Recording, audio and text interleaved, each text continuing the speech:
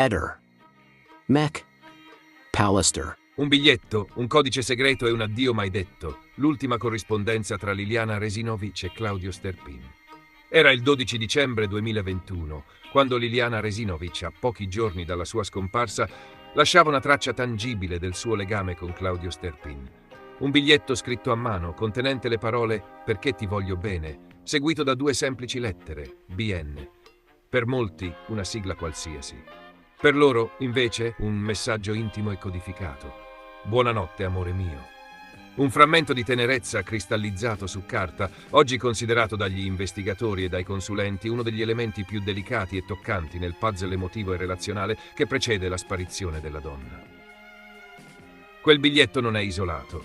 Fa parte di una fitta trama di messaggi, spesso criptici, scritti in un linguaggio affettuoso e privato, che i due si scambiarono nei giorni immediatamente precedenti alla tragedia. Il giorno successivo, il 13 dicembre, Liliana scrive nuovamente a Claudio, usando un tono dolce, accarezzato da una sfumatura di mistero. In relax, pensando a domani, amore mio. Una frase apparentemente semplice, ma ricca di significati, come un appuntamento segreto, un pensiero sospeso tra l'attesa e il desiderio. La risposta di Claudio non si fa attendere. In linea con lo stile confidenziale e personale che caratterizzava il loro dialogo, le scrive: «Quasi finiti i regali, ora prendo il manubrio, aspettando sempre domani e oltre ciao amore». Dietro le parole, frammenti di vita quotidiana condivisa e un affetto costante, discreto ma vivo. È l'ultimo scambio noto tra loro, custodito all'interno di una chat segreta fatta di sigle, espressioni dialettali, abbreviazioni e rimandi che solo loro potevano decifrare. Una sorta di codice privato che oggi è stato ricostruito grazie a una perizia tecnica, utile a comprendere meglio la profondità del rapporto e il contesto emozionale in cui si muovevano. A emergere da quella corrispondenza è un legame che, pur vissuto all'ombra del quotidiano e protetto da una riservatezza totale, appare autentico, tenero e carico di significati. In una lettera finora inedita, Liliana scrive a Claudio parole che oggi assumono una drammatica carica simbolica. «Quando non mi vedrai, quando non ci sarò più, tu cercami, cercami nei tuoi ricordi, io ci sarò». Frasi che, rilette alla luce della sua scomparsa, suonano come un messaggio lasciato in bottiglia. Un addio scritto senza sapere, o forse sì, che sarebbe stato l'ultimo. Ma la testimonianza più struggente arriva proprio la mattina della sua scomparsa, il 14 dicembre 2021. Alle ore 8:12 Claudio le invia un messaggio, CAMBE, abbreviazione del loro personale codice. «Ciao amore mio, buongiorno». È un saluto dolce, intriso di affetto, che però non riceverà mai risposta. Dopo quell'ora, ogni successivo tentativo di contatto da parte di Claudio, messaggi, telefonate, chiamate vocali, cadrà nel silenzio. Liliana è già svanita. 3 settimane più tardi, il 5 gennaio 2022, il corpo senza vita della donna verrà ritrovato all'interno del parco dell'ex ospedale psichiatrico di San Giovanni a Trieste, in circostanze ancora oggi oggetto di dibattito e indagini. Quel parco, pieno di sentieri e sterpaglie, è diventato il simbolo stesso del mistero che avvolge questa vicenda. La morte di Liliana Resinovic resta sospesa tra ipotesi contrastanti, consulenze divergenti, interrogativi senza risposta e teorie che si intrecciano tra pista volontaria, istigazione, suicidio simulato e coinvolgimenti esterni. Intanto quei messaggi, mostrati per la prima volta il 20 giugno durante una puntata di Pomeriggio 5, gettano nuova luce su ciò che potrebbe essere accaduto nei giorni precedenti alla scomparsa. Lo fanno non tanto con la forza delle prove materiali, quanto con l'umanità che traspare da ogni parola. Dietro sigle, acronimi e riferimenti cifrati si cela la trama di un amore nascosto ma profondo, vissuto con discrezione ma non con leggerezza, in una dimensione parallela a quella ufficiale. Un amore che oggi rappresenta forse una delle chiavi per provare a capire davvero cosa sia accaduto a Liliana. E così, tra carte processuali, consulenze tecniche e ricostruzioni mediatiche, rimane quel biglietto scritto a mano con le parole «Perché ti voglio bene». Un messaggio che oggi non è soltanto un segno d'affetto, ma un frammento di verità emotiva. Forse l'unica, per ora, davvero certa. Caso Bossetti, 6 anni per iniziare a lavorare sulla carta, e adesso finalmente si aprono le porte del caveo dei reperti, con cautela che non si sa mai. Altro che CSI, Se le indagini sull'omicidio di Yara Gambirasio fossero state un episodio di una serie TV, sarebbe stato uno di quelli in cui lo spettatore spegne la televisione al minuto 10 per manifesta assurdità. Ma non era fiction, era e rimane una delle indagini più discusse e paradossali della storia giudiziaria italiana. Ora, colpo di scena degno del più raffinato thriller legale. Dopo oltre 6 anni di richieste, ricorsi, ostacoli e misteriose sparizioni di provette, la difesa di Massimo Giuseppe Bossetti potrà finalmente guardare, sì, guardare, i profili genetici raccolti durante l'indagine che ha portato all'ergastolo il muratore di Mapello. Tutto parte da Ignoto 1, l'uomo invisibile più famoso d'Italia, che prima non aveva volto né nome, ma che alla fine, con la determinazione di chi gioca a indovina chi con una sola tesserina sul tavolo, fu identificato in Bossetti. Come? Con una catena logica che definire elastica è un complimento.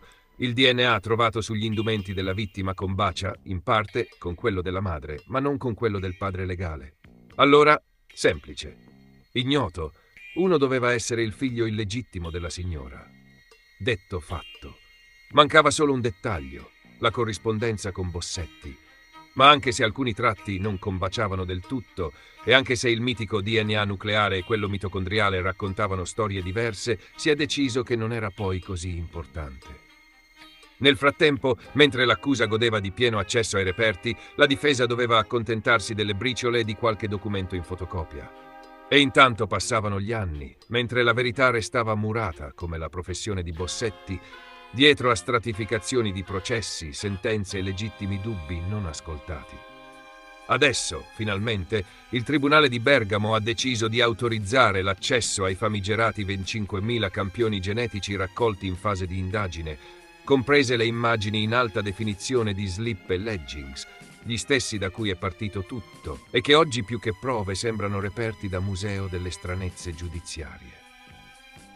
Naturalmente nessuno pensi di toccare nulla, non si tratta di poter eseguire nuove analisi, no, giammai.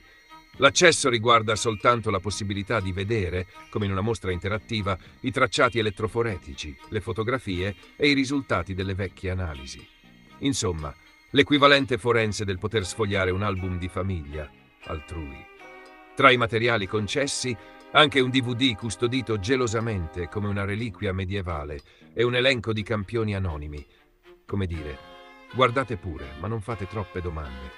Se però, e sottolineiamo se, saltasse fuori qualcosa che forse non era stato ben analizzato, allora forse si potrebbe pensare a una revisione del processo.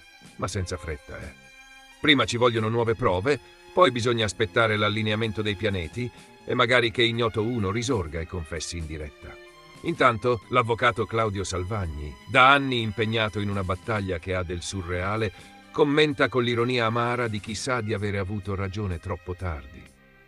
Ci abbiamo messo 6 anni solo per iniziare a lavorare sulla carta, che tradotto significa 6 anni solo per poter leggere quello che già esisteva dal 2014. Perché, a quanto pare, nella giustizia italiana la trasparenza ha tempi geologici. E chissà che sorpresa, quando qualcuno si accorgerà che quei famosi tracciati genetici, all'epoca interpretati con entusiasmo eccessivo, potrebbero raccontare una verità diversa da quella sentenziata. Ora la difesa ha anche nominato un consulente di peso, Maurizio Capra, nome già noto per il caso Garlasco, dove, altra perla giudiziaria, si dibatte ancora su chi ha lasciato una traccia e chi invece ha lasciato il cervello a casa. Nel frattempo, Massimo Bossetti continua a dichiararsi innocente, definendo assurdo che il suo DNA fosse sugli slip di Yara, una posizione che molti continuano a deridere, ma che comincia ad avere sempre più il sapore di qualcosa di diverso da una banale bugia. Conclusione? Il caso Bossetti è l'esempio lampante di come la verità giudiziaria in Italia spesso arrivi al traguardo con le scarpe sbagliate, inciampando in fretta DNA, analisi mai effettuate e soprattutto in diritti della difesa negati per anni. Ora forse si comincia davvero, anche se solo sulla carta. Delitto di Rosina Carsetti, arrestato anche il marito Enrico Orazzi. Fine corsa per l'intera famiglia coinvolta nella tragedia di Montecassiano. Un altro capitolo si chiude, o forse si apre, nel cupo romanzo criminale che ha sconvolto Montecassiano alla vigilia di Natale del 2020. Dopo la conferma definitiva delle condanne da parte della Corte di Cassazione, È stato eseguito anche l'ordine di carcerazione per Enrico Orazzi, il marito di Rosina Carsetti, la 78enne trovata morta nella sua villetta il 24 dicembre di 4 anni fa. Orazzi, 83 anni, è stato arrestato nel pomeriggio di ieri dai carabinieri della stazione di Montecassiano, in esecuzione del provvedimento emesso dalla Corte d'Appello di Ancona. Difeso dall'avvocato Mauro Paolinelli, è stato trasferito nel carcere di Fermo, dove dovrà scontare una pena di 4 anni e 6 mesi per simulazione di reato e maltrattamenti in famiglia. Non un omicida, dunque almeno non secondo la giustizia, ma complice morale e testimone silenzioso di un ambiente familiare segnato da tensioni, soprusi e dinamiche che hanno finito per esplodere nel sangue. L'anziano aveva simulato una rapina in casa e raccontato di un'aggressione da parte di sconosciuti, versione poi smentita dalle indagini. Il suo coinvolgimento, pur non essendo diretto nell'omicidio, è stato giudicato determinante nel tentativo di depistare le indagini e nel perpetuare un clima domestico oppressivo. Ma il vero cuore giudiziario del caso riguarda la figlia di Rosina, Arianna Orazzi, e il nipote, Enea Simonetti, entrambi condannati per omicidio. La Corte di Cassazione ha confermato l'ergastolo per Arianna e 27 anni di carcere per Enea, mettendo così un sigillo finale alla sentenza di secondo grado. La motivazione? Un delitto pluriaggravato, maturato all'interno delle mura familiari, alimentato da un contesto di continue vessazioni e culminato in una morte violenta e senza appello. Arianna, secondo la ricostruzione accolta dai giudici, non solo partecipò all'omicidio, ma si rese protagonista di atti di maltrattamento verso la madre e di rapina. In particolare, le venne contestato l'aver sottratto il cellulare alla madre, pronunciando parole minacciose. Se succede qualcosa a Enea, ti ammazzo, e nascondendo il telefono in un mobile. Un gesto carico di violenza simbolica che aggiunge crudeltà alla già tragica dinamica dei fatti. La donna, dopo la pronuncia della Cassazione, non era stata immediatamente rintracciata nella sua abitazione a Pesaro, dando adito a voci di una possibile fuga. Una notizia che ha cominciato a circolare con insistenza, soprattutto dopo che i carabinieri non l'hanno trovata in casa. Ma il suo avvocato, Olindo Dionisi, ha smentito con decisione. Non stava assolutamente fuggendo. Dopo la sentenza si è recata spontaneamente al carcere di Bollate, dove ha chiesto di potersi costituire. Ha fatto un colloquio con il commissario, ma non è stata accettata perché mancava l'ordine di carcerazione. Un dettaglio che, nella fitta trama di procedure e documenti, ha fatto sì che la donna trascorresse la notte nella provincia di Padova, dove aveva un appoggio, nell'attesa di completare l'iter burocratico. È stato il suo stesso legale a mettersi in contatto con la Procura Generale per ottenere quanto necessario e permetterle di consegnarsi definitivamente. Arianna è ora destinata a essere trasferita nel carcere di Venezia, dove sconterà l'ergastolo. Il nipote Enea, già in stato di detenzione, si è visto confermare una pena durissima, 27 anni, per il ruolo attivo nella brutale uccisione della nonna. La sentenza ha certificato quello che per mesi nel cuore dell'Italia è sembrato inimmaginabile. Una famiglia intera divisa da dinamiche di potere, odio e rancore, fino al punto da eliminare la figura più fragile e indifesa, l'anziana madre e nonna Rosina. Ora, con tutti e tre i protagonisti principali della vicenda dietro le sbarre, la giustizia sembra aver concluso il suo percorso. Ma il vuoto lasciato da Rosina Carsetti e l'orrore di una tragedia consumata in un clima di apparente normalità domestica continueranno a pesare a lungo sulla coscienza collettiva. Quella sera del 24 dicembre 2020, nella villetta di Montecassiano, non è morta solo una donna. È crollata l'illusione che la casa sia sempre un rifugio sicuro. Delitto di Alice Neri verso la sentenza. La procura chiede 30 anni per Mohamed Galul, ma il processo si accende tra dubbi, dolori e parole che bruciano più del fuoco. Si avvicina alla conclusione il processo per l'omicidio di Alice Neri, la giovane mamma di Ravarino brutalmente uccisa nella notte tra il 17 e il 18 novembre 2022, il cui corpo fu ritrovato carbonizzato all'interno della sua auto nelle campagne di Concordia sulla Secchia, in provincia di Modena. Un caso che ha scosso l'opinione pubblica, anche per le immagini dei resti mostrati incautamente e con discutibile gusto durante alcune dirette online, come se il dolore potesse diventare materiale da click e spettacolo. Mohamed Galul, 31 anni, unico imputato, è accusato del delitto e la procura di Modena ha chiesto per lui 30 anni di reclusione. Secondo gli inquirenti, l'uomo sarebbe colpevole dell'uccisione violenta di Alice, avvenuta con numerosi fendenti, uno dei quali tanto profondo da spingere un frammento osseo fino al cuore, e successivamente dell'occultamento del cadavere tramite incendio appiccato all'interno dell'abitacolo della vettura. Nella corte d'assise, mercoledì scorso, è stata la volta delle parti civili, che concluderanno i loro interventi nel corso dell'udienza prevista per mercoledì prossimo. Poi toccherà alla difesa dell'imputato, rappresentata dall'avvocato Roberto Ghini. La sentenza è attesa per il 16 luglio, salvo rinvii che nessuno auspica, anche perché i termini di custodia cautelare si stanno pericolosamente avvicinando alla scadenza. A colpire più ancora delle testimonianze o delle relazioni peritali è stato un gesto processuale inaspettato e fuori dall'ordinario. L'avvocato Antonio Ingroia, che rappresentava Nicolas Negrini, marito della vittima, ha revocato la costituzione di parte civile. Una decisione tecnicamente legittima, ma rara nei casi di omicidio familiare e che ha lasciato molti spiazzati. Alla base della scelta una motivazione netta e pungente: la non condivisione dell'impostazione accusatoria, in particolare riguardo alla dinamica dell'incendio. Ingroia ha sollevato un interrogativo cruciale. Qual era il motivo per cui Galul avrebbe dovuto incendiare l'auto e il corpo di Alice e far sparire il cellulare se già sapeva che non avrebbe potuto nascondere l'incontro notturno con lei? Un quesito che ha diviso anche l'Aula. Alcuni hanno trovato la domanda fondata, altri l'hanno considerata una forzatura, perché secondo la tesi della procura il fuoco serviva a cancellare le tracce, DNA, ferite, dinamica dell'aggressione. Un metodo brutale ma efficace per far scomparire la verità.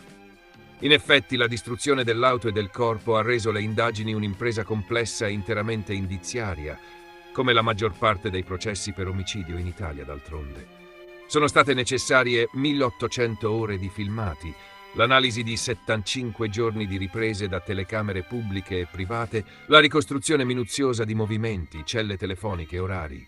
Un castello costruito su ombre, dove ogni pietra è un'ipotesi e ogni collegamento è stato cucito con fatica. Ma al centro di tutto c'è sempre lei, Alice. Una donna, una madre, una persona su cui in tanti, troppi hanno gettato fango. I social, come spesso accade, sono stati cassa di risonanza per giudizi sommari, moralismi a buon mercato, sentenze senza toga emesse da profili anonimi. Hanno voluto raccontarla come volevano loro, come una donna sbagliata. Ma è stato proprio dai social che, in uno degli ultimi atti dell'arringa, è arrivato un momento toccante e potente. L'avvocato Cosimo Zaccaria, che rappresenta la madre di Alice, Patrizia Montorsi, ha chiuso il suo intervento leggendo un post pubblicato da Alice stessa il 5 maggio 2022, pochi mesi prima di morire. Una lettera, trovata online, che aveva dedicato alla figlia. Ed è lì, in quelle parole, che troviamo il cuore di Alice, la sua essenza, la sua umanità. Non il corpo bruciato, non i fendenti, non le accuse, ma una madre che lascia un testamento d'amore alla figlia. Quando la vita ci allontanerà e non potrò più prendermi cura di te, non dimenticare mai quello che ti ho sempre detto. Se ti piace una camicetta, te la metti. Sii timone, mai ancora. Sii mare, mai tempesta. Un inno alla libertà, all'autodeterminazione, alla bellezza dell'essere se stessi. Parole che pesano più delle perizie e che dicono molto più di 1000 verbali. Ora si attende la conclusione di un processo difficile, complesso, doloroso. Un processo che, al di là della sentenza, lascia in eredità una consapevolezza. Alice Neri non era ciò che alcuni hanno voluto far credere. Era una donna, una madre, una persona piena d'amore. E forse, proprio per rispetto di questo amore, quel fuoco che ha divorato il suo corpo e provato a distruggere la verità deve essere spento, non con la vendetta, ma con giustizia. Ehi, non dimenticare di iscriverti a questo canale.